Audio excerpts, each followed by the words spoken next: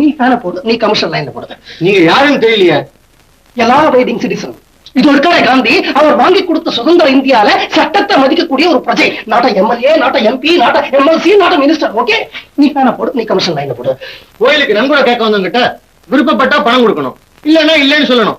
நீங்க எப்படி அந்த கூட்டத்தை பணம் ஒழுங்குற கூட்டம்னு சொல்லலாம்? பணம் ஒழுங்குற கூட்டம் சொல்றது ஜீவாதார உரிமை, ஃபண்டமெண்டல் ரைட்ஸ். அவர் பணம் முழுங்கலன்னா முழுங்கலன்னு சொல்லுங்க, இல்லன்னா அவரை கூட்டு நீங்க என்கொயரி நடத்துங்க. என்ன கூட்டி வந்து போலீஸ் ஸ்டேஷன்ல நிக்க வச்சுட்டீங்க நீங்க. என்ன என்ன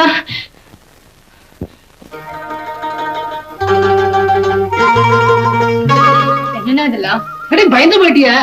எந்த தேச தலைவனுடைய விட்டு வச்சிருக்கா, எல்லாரையும் கொண்டு வந்து உள்ள வச்சிருக்கா. இன்னைக்கு லட்சுமிமா, இவர்தான் உங்க புருஷனா? இவ்வளவு உங்களுக்கு தெரியுமா? தெரியுமாவா? எங்க வீட்டு விசேஷங்களுக்கு எல்லாம் இவங்கதான் சமையல். உங்களை பத்தி நிறையவே சொல்லியிருக்காங்க. கூட்டிட்டு போங்கம்மா. நீங்க கொஞ்சம் வெளியில இருக்கேளா, நான் இவர்கிட்ட பேசிட்டு வந்துடுறேன். சரி, நான் ஜீப்ல உட்காந்துட்டு இருக்கேன். ஜீப்லயா? ஆமா சார், உங்களுக்கு வேணுங்கிற போது ஜீப்ல கூட்டு வருவேன், வேணாங்கிற போது நாங்க நடந்து போனோமா. டிரைவர் ஜீப் எடுப்பா.